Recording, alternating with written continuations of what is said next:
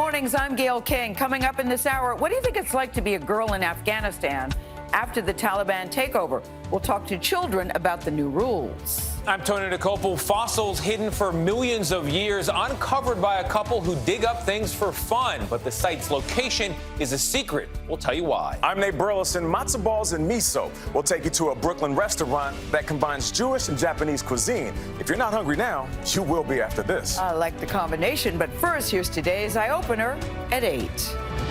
17 members of a U.S. missionary group are kidnapped in Haiti by a criminal gang. The State Department says it's working with local officials to find them. Kidnapping for ransom is big business here in Haiti, and we tried to contact the leader of the gang by phone last night, but were not successful, so it is not clear what a ransom is.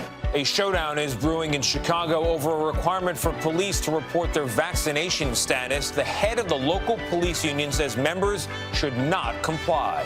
Each of us should be able to make a personal choice for our health concerns and not have the government dictate what that looks like to them. Today marks the start of jury selection in the trial of 3 men accused of killing Ahmaud Arbery in Georgia last year. Big news from Adele. She's making a major announcement this morning. She'll perform new songs we have not yet heard right here on CBS next month. The New England Patriots got beat again last night in an overtime thriller. This time, the Dallas Cowboys broke their hearts thanks to quarterback Dak Prescott. Throws it down the field. It's caught at the 10, and this game is over.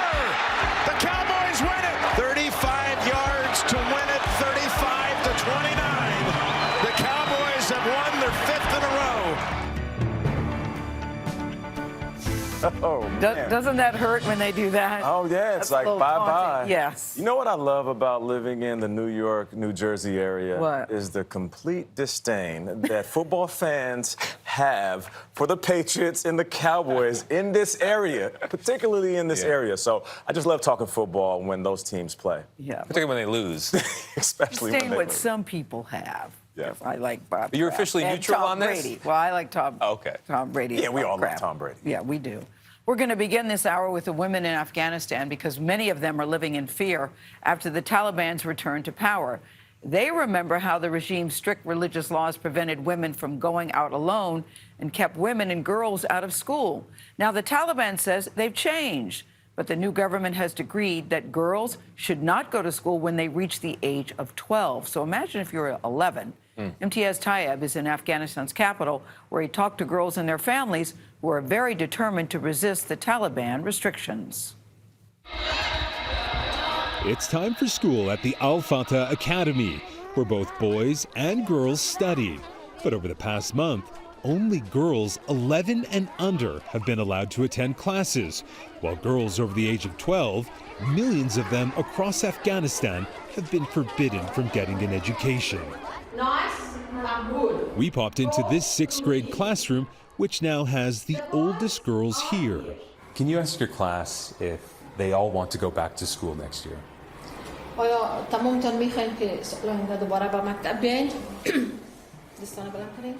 of them. This group of girls, all just 10 years old, tell us they're worried next year will be their last in school. Yes, I'm very afraid. I don't want to go to school. I was scared. These 10-year-old boys said they also want to see their older classmates back. In other countries, the girls and women can do anything. They can work, they can study, they can do anything. In Afghanistan right now, they cannot do anything. Taliban officials won't say why they're banning the older girls, but insist they are not repeating the harsh rule of their previous time in power when it banned most girls' education and forbade women from going out in public without a male guardian. But across Kabul, it seems the Taliban are erasing women and girls from all aspects of public life. Even their images, once so common here, have been painted over. But many girls refuse to be erased. Like 14-year-old Huda Siddiqui. Since the Taliban's education ban, she's stuck at home taking online courses. And with every passing day, Huda says she's only getting angrier. And I know it's a big question, but if you could talk to the Taliban right now, what would you say to them? I wouldn't talk to them. You wouldn't say anything? They're not worth talking to. Sounds like you're pretty mad at them. I don't want to see their faces. Because they've taken so much from you already. Huda's mom, Najmusama Shafajo, is one of Afghanistan's most respected obstetricians. The Taliban have told her she's still allowed to go to work, but as much as her patients need her, Shafajo says her 3 daughters need her more and deserve the kind of education she was able to have as a girl. Do you feel like leaving Afghanistan? Yes, if I have any chance, I will leave. Till now, I decided not to leave Afghanistan because I love my country a lot. But right now, because of my children, I have to go. It's a difficult decision many of Afghanistan's best and brightest are now making. A brain drain, they're calling it. But with the Taliban breaking up even the smallest of protests by brave women demanding their rights, sometimes violently, a growing number of women have told us they feel they now have little choice but to leave. I always think that, I'm still thinking, the Taliban really don't like women at all. They really don't like us. Mehbooba Siraj never minces her words. An Afghan American, she's been a women's rights activist for decades. Siraj says, Taliban or not, she isn't going anywhere. You've witnessed so many years of conflict in Afghanistan. Yeah. You must have hope for the future. I do. I really do. I know that a whole lot of them right now, they think that they need to leave. But there's going to be a bunch of them that they really do believe that they need to stay. And I'm going to be with them for as long as I can, as long as I have the life and the energy to be. What do you want to say to those girls who haven't been able to go to school? I want to say to them, my girls, my dears, my daughters, just take a deep breath. Don't lose hope, because that is going to destroy you more than you not going to school. And you are going to keep fighting for them. Till the last breath I take, I'm going to be fighting for them, and I'm going to be their voice. For CBS Mornings, I'm Imtiaz Taib in Kabul.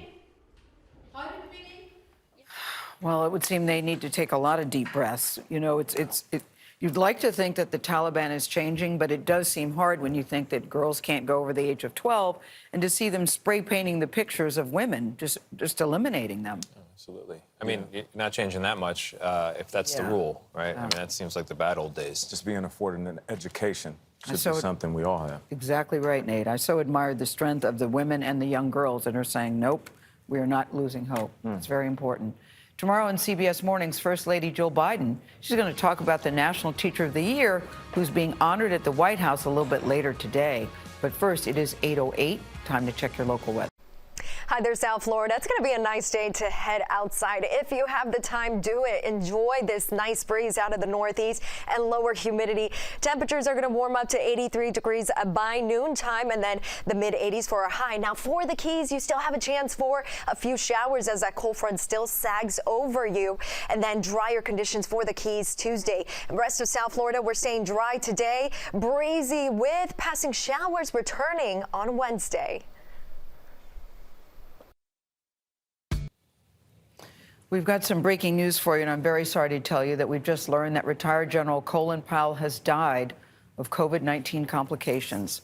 The former Secretary of State and one-time chairman of the Joint Chiefs of Staff was 84 years old. Powell was a groundbreaking figure in Washington, the son of Jamaican immigrants who rose to become the first black man to hold those two positions. President George H.W. Bush chose Powell to be the nation's top general, and he held that position during the first Gulf War. A decade later, President George W. Bush appointed him to be Secretary of State. Nancy Cordes is at the White House with more. Nancy, boy, I was very, very sorry. We just got this news.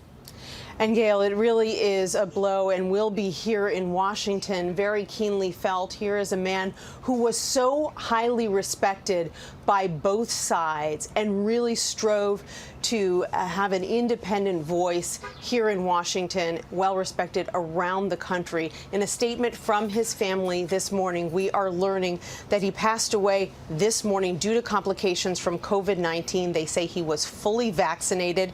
They all know, widely respected on both sides of the aisle. Our thoughts go to his wife, of course. He has 2 sons and a daughter and grandchildren. This was just, it just goes to show you how you wake up You think it's going to be a normal day, and then you get news like this that just sort of knocks you off center a little bit. But Colin Powell, we're just learning, dead at the age of 84 from complications of COVID. Of course, we'll have more on this story throughout the day.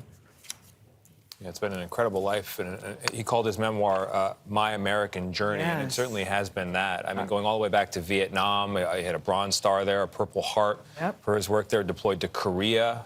It's a long career, and when he became Secretary of State, it wasn't just the first black person to hold that position, but it was the highest-ranking black civilian in American history. Yeah. It's a truly pioneering life. Yeah, his autobiography was a reflection of what we are. We're all living this American journey. He did it at the highest level. Read his memoir, and he was with us. He's been here a couple of times. Feels like just yesterday. Really, really admired him. We'll be right back.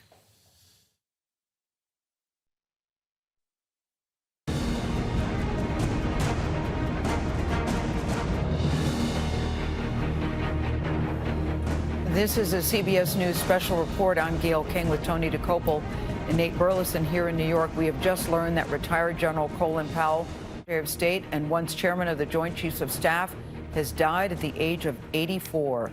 The cause of death, according to his Facebook page, was complications from COVID-19. His family says that Colin Powell was treated at Walter Reed National Medical Center after he became ill, although they want us all to know he was fully vaccinated.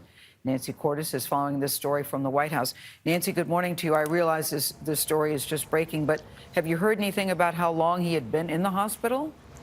We are getting some new details, Gail, courtesy of our Pentagon correspondent, David Martin, who says that Powell's wife, Alma, also contracted COVID-19, but she responded well to Regeneron. She, too, had been fully vaccinated, so she had a breakthrough case as well.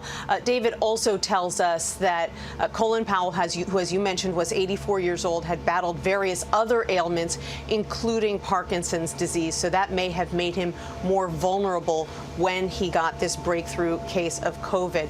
Colin Powell, such a unique figure here in Washington, someone whose counsel was sought by presidents of both parties, who was encouraged to run for president himself by both parties, served as chairman of the Joint Chiefs of Staff, Secretary of State, a four-star general whose parents immigrated here from Jamaica. He will be deeply missed here in Washington, someone who was so respected, really such a singular figure to be respected by both sides in that way. Yeah, Nancy, thank you very much. I want to bring in John Dickerson, chief political analyst for CBS News. John, I know Colin Powell is going to be claimed by Washington, D.C. He's also a New York story, a product of public schools here, born in Harlem, raised in the South Bronx, went to City College, the great City College. But when we think about his legacy in Washington, where he spent most of his professional career, what stands out to you? Well, Tony, I think what stands out is he bridge the period from the end of the Cold War into the age of terrorism. So he served under Ronald Reagan and George Herbert Walker Bush, and then served under George W. Bush, Reagan and Herbert Walker Bush, of course, presiding over the end of the Cold War, and then George W. Bush fighting the first two wars of the Age of Terror, and of course that central role that Colin Powell played in front of the United Nations, making the case that Iraq had weapons of mass destruction. And so that will be, he also has, of course, a political legacy, arguing increasingly during the Obama administration and then ultimately endorsing President Obama that the Republican Party had strayed from its original principles, and he became quite vocal about that at the end of his life. John, he was widely respected on both sides of the aisle, and as you know, that is very difficult to do. How was he able to do that, do you think? Well, you're right, Gail. I mean, he was one of a dwindling number of what we used to call wise men, and those were people particularly coming out of the foreign policy arena. There used to be more of a consensus in American political life where Republicans and Democrats kind of believed on the same set of basic principles, and that was largely because it was focused on the common enemy of Russia during the Cold War. As that started to break down, and as partisanship became a more part of our life, really calcified partisanship The number of figures like Colin Powell, Secretary Gates, former Secretary of Defense, would be another you'd think of. I think Colin Powell, it starts really, as Tony mentioned, in his American story. His autobiography was called My American Journey, and he was the embodiment of the American promise, that America is an idea that no matter where you are born and what your skin color was, of course, the most important thing about his service as Secretary of State was that he was the first African-American Secretary of State, that you could grow up and go through public schools and public college and reach those levels in America. That was the foundation of his story, and it's what makes his personal biography so central to what you're talking about, Gail, which is the respect that he received on both sides of the aisle, in addition, of course, to his service and the fact that he basically served in every of the top posts: Chairman of the Joint Chiefs of Staff, Secretary of State, National Security Advisor. He was in the thick of it for a very long part of his career. John, you mentioned that he was highly decorated and highly respected. Of course, the first African-American to serve Secretary of State. How much of that has opened up doors for people of color in those positions? Well, I think it has. He was, of course, followed by another African-American Secretary of State, Condoleezza Rice. And what Powell talked about and always both lived and talked about was the fact that the military was the place to look for those who were judged by their attributes, that it was a colorblind institution, and that America, when it was seeking in other institutions to improve its record on race and improve the way that Americans were brought into the American dream, that it should look to the military. And so in both the way he talked and in his life, he proved that there were institutions in America where through your talent and skills, and regardless of your birth and skin color, you could rise.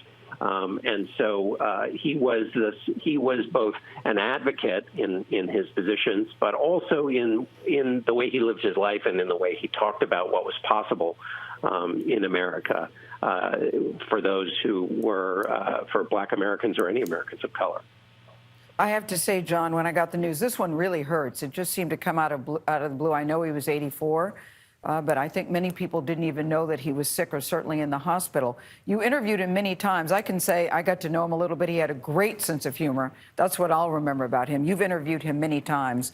What are your thoughts about him? What do you think we should all remember? Well, he had he had a very quick laugh and self-deprecating humor. One of the stories, he was known in part for his lessons of leadership. And, we're familiar with those people who do well in life have his lessons of leadership, which I'll give you a couple of them. They were get mad, then get over it. One of them was it ain't as bad as you think. And share credit is one of my favorites, of course, because we are in a political world now where sharing credit is doesn't happen much. But he told stories at his own expense. He made fun of himself, and that kind of attribute is pretty rare in public life from people who achieve great heights. Thank you so much, John. Thank you. We really appreciate you getting on the phone so quickly. I like get mad and get over it and share credit. Listen, we could all use. Our coverage will continue on our 24-hour streaming network, that's CBSN. And of course, you can watch it at cbsnews.com or on our CBS News app. There will be more to come on your local news on the CBS station. And tonight, in the CBS Evening News, many of you will now return to CBS Mornings. This has been a special report. This is CBS 4 News This Morning. Good morning. It's 8:25. I'm Keith Jones. Let's get back to it. Another traffic alert from Chris Barr. Thank you, Keith, and good morning, South Florida. Well, in Miami-Dade County, the intersection of Quail Rouge Drive and Southwest 117th Avenue is still closed by that fatal collision involving a pedestrian. All lanes are still blocked, and police are still directing traffic around the scene. Expect some light congestion on the approach, and just do your best to avoid that scene if you can. Also, in Miami-Dade County, expect some congestion on the Palmetto, of course. These southbound lanes are still crawling by between Red Road and the Dolphin. And in Broward County, we have a crash on the Turnpike northbound before Pines Boulevard, still blocking the right lane.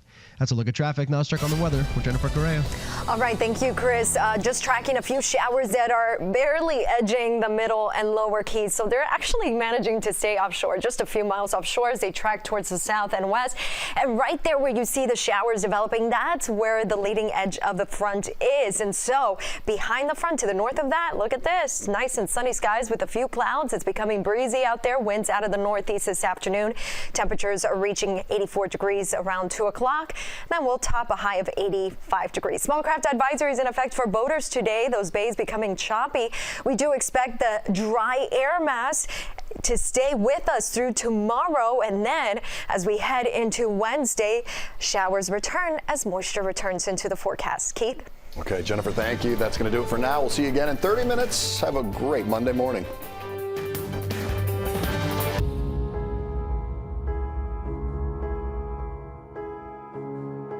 CBS presents Adele One Night Only. It will air Sunday, November 14th at 8:30 Eastern, right here. Where, Tony? I forgot.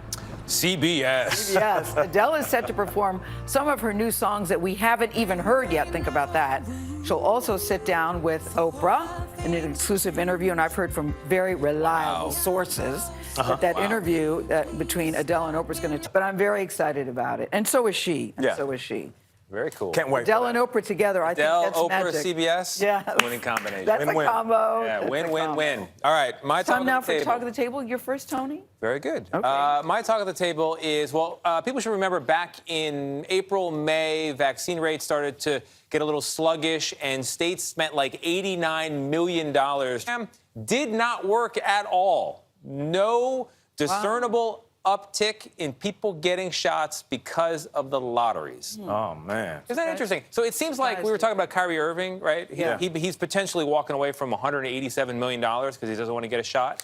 It seems like people are thinking with a different part of their brain than the financial part of their brain when they're thinking about getting a shot or not. It's not about the money. It's not about the money. My talk of the table is a new twist in Vanessa Bryant's lawsuit against Los Angeles County. The lawsuit that was filed last year claims that her family's privacy was violated when some first responders, I still can't believe this happened, first responders allegedly took photos of the helicopter crash scene and then leaked the photos. That crash, as you know, killed her husband, NBA great Kobe Bryant, and their daughter Gianna, and 7 others. L.A. County is now trying to compel Vanessa Bryant to have a psychiatric evaluation before the case goes to trial.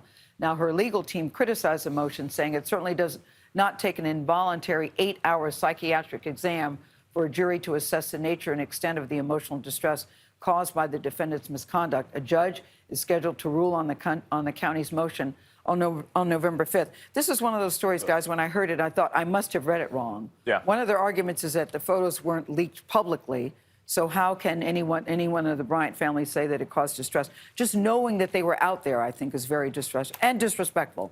Disrespectful and very upsetting. Very, very disrespectful. To play that card, I think, is wrong. Of course. Now, my talk of the table is a historic night for WNBA Chicago. Chicago rallied from a 14-point deficit last night to beat the Phoenix Mercury to wrap up the title. Final score, 80-74. And shout out to Candace Parker of Naperville, Illinois. She led the Sky with 16 points and 13 rebounds. I'm so proud of this group. I am so proud of this group with our fight, next man up mentality. I mean, Steph coming in and having those layups, Sue doing what she does all year, Allie. I mean, it's amazing. Look at this. It's amazing. I mean, my high school coach is here. I know Pat's watching. I mean, I got the whole city here. We got the whole city here. I'm a huge Candace Parker fan. She walked away from the game and she pursued being an analyst and a host, which she is really good at, decided to come back and play and bring a title to her home state. But don't you love that enthusiasm for the WNBA? Oh, yeah. I love that. I want to see them get paid a lot more, that's for sure. That's exactly right, too. Go team. Switching gears now, we're sharing a story about an extraordinary discovery. We told you at the top of the broadcast about a husband and wife team in England who searched for fossils for why? Fun.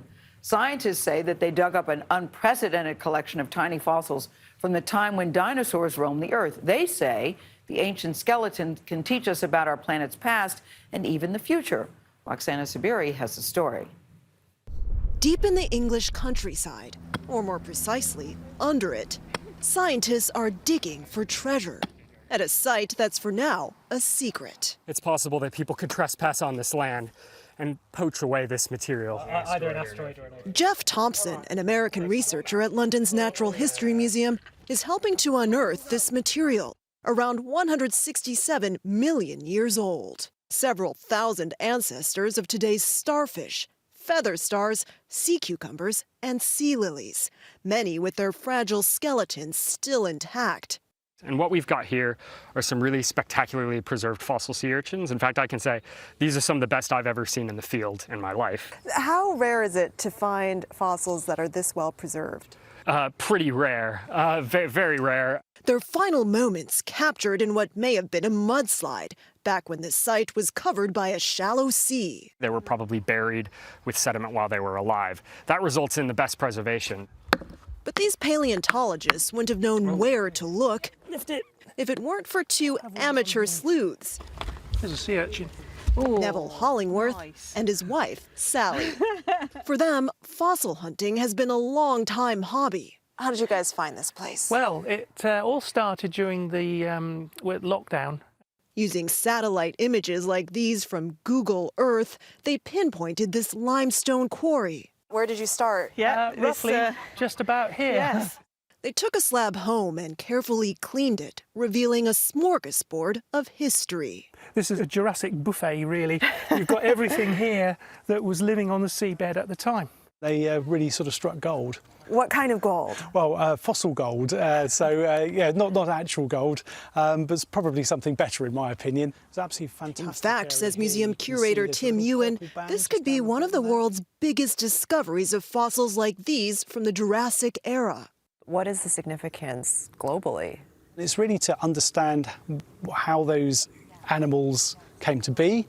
And how they survived previous periods of mass extinction and climate change. Life has survived and come back, but it's the amount of time it's taken to come back, and looking and understanding that sequence of events in the fossil record gives us a very stark warning. Back at the museum, each slab is dusted off, grain by grain, and identified. This one right here is an exceptional specimen, so I would be able to go look at this with a microscope, probably figure out what species it belongs to. So far, the scientists have discovered 3 new species of common sea creatures. We have here a brittle star, here we have a sea cucumber, and over here we've got the underside of a starfish. Before this, the museum had collected only about 25 specimens over the past 2 centuries. Now the team is poring over more than 1,000 new ones. There are probably years of being involved in this material to come.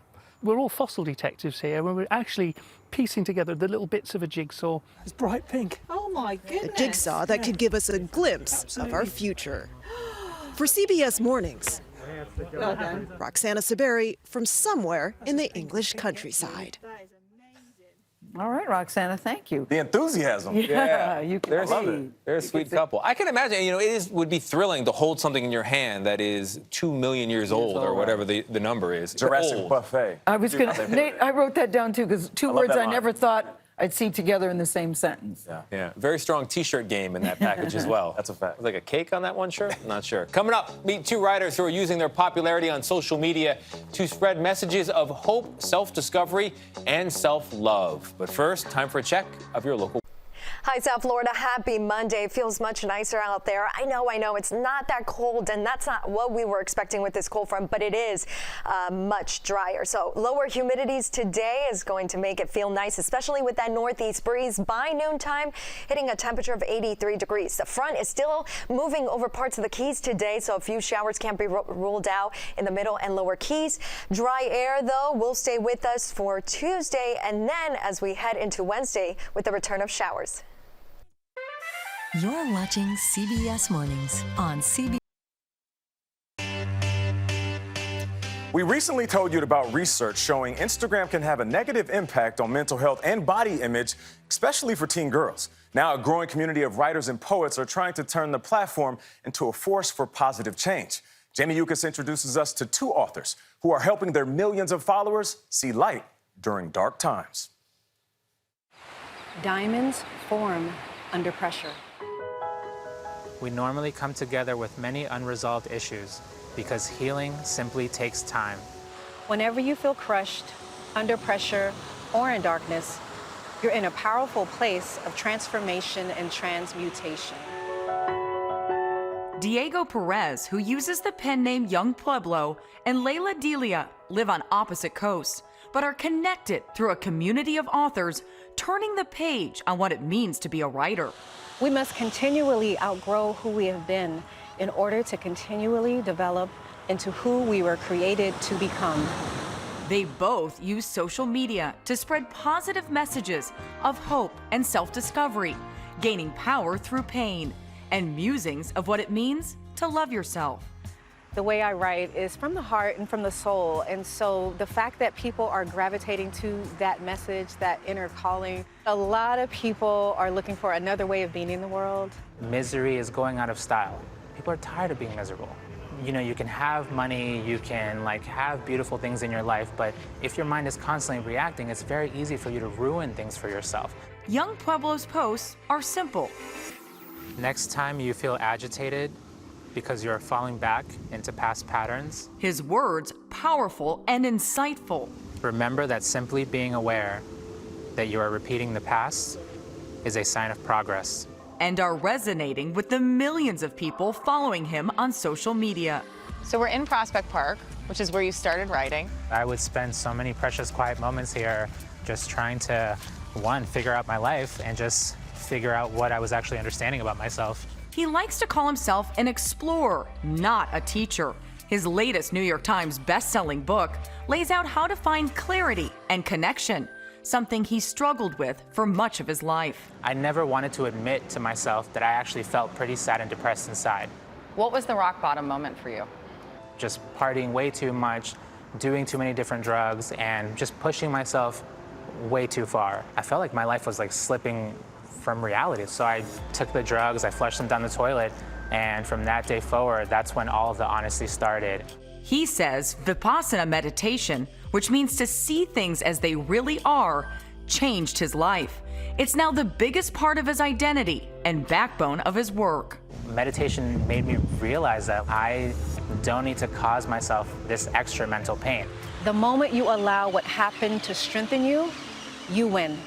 Vulnerability and pain are also at the center of Delia's work. I was at the threshold of taking my own life. I was in depression, coming from back-to-back domestic violence partnerships.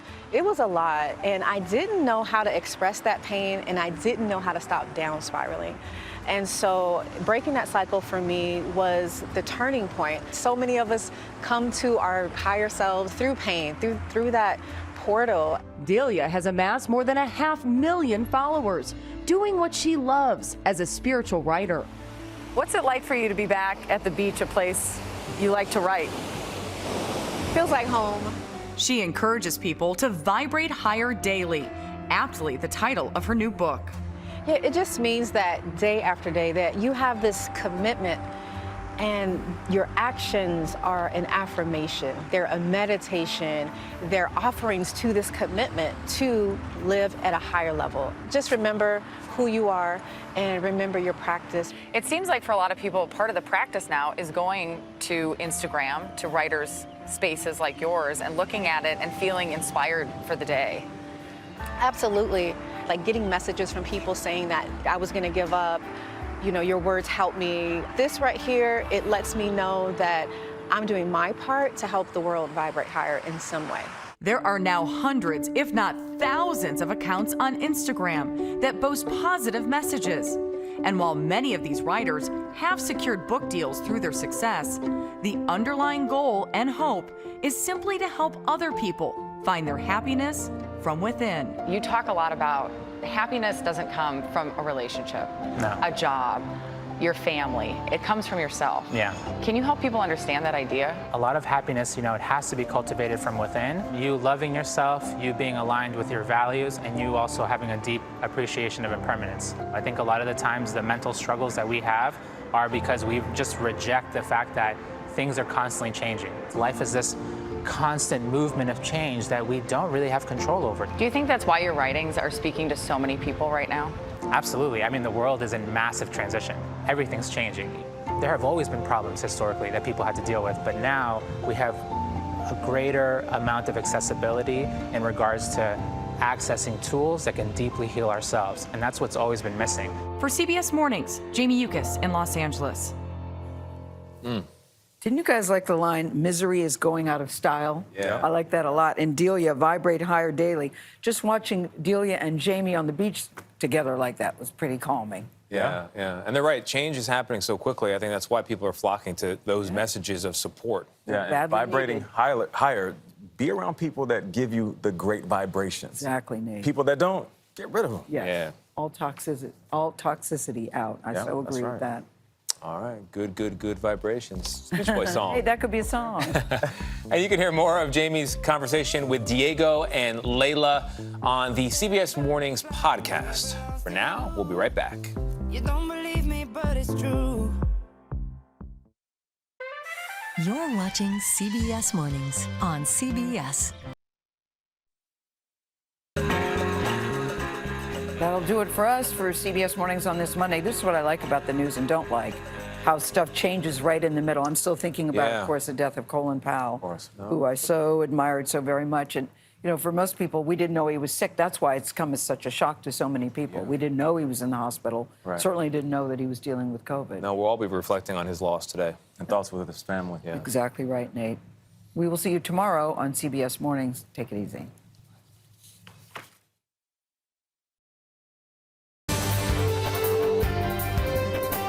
This is CBS 4 News This Morning. Good morning, 8:55 is the time. I'm Keith Jones. Let's get to Chris Barr with a traffic alert. Still working on that, huh? Yes, Keith, in Miami-Dade County, that fatal collision involving a pedestrian is still closing the intersection of Quail Rouge Drive and Southwest 117th Avenue. Police are still working on cleanup and investigation and will also be directing oncoming traffic around the scene. Do your best to avoid that scene this morning. Go ahead and take Eureka Drive instead. Also in Broward County here, we have a crash on the northbound side of I-75 just before Sheridan Street. That's blocking 2 left lanes. Delays on the approach are going back to Miramar Parkway. That's a look at traffic. Now let's check on the weather with Jennifer Correa. All right, thank you, Chris. And we are seeing the dry conditions, especially for the Upper Keys and north of this cold front, which is still sagging over the Lower Keys. So a few showers just offshore on the south and east side of the Lower Keys, but I think they'll just clip the area. Not much in the form of rain with this cold front, and definitely for the rest of South Florida, we expect sunshine, clouds mixing in through the afternoon. Highs will be topping the mid-80s today and again tomorrow, and you know what, the next few days. Keith? Jennifer, thank you. Breaking news from overnight. An officer rushed to the hospital after being injured while responding to a suspicious incident. Police tell us the officer was injured during some sort of altercation. Happened about 10:30 last night in the area of the 4000 block of North Hills Drive. The officer was rushed to Memorial Regional Hospital in Hollywood. No word right now on that officer's condition or if anyone is in custody. We are expecting to learn more from the chief later today. We'll certainly bring you to it when it happens. That's going to do it. We'll see you back here today at noon.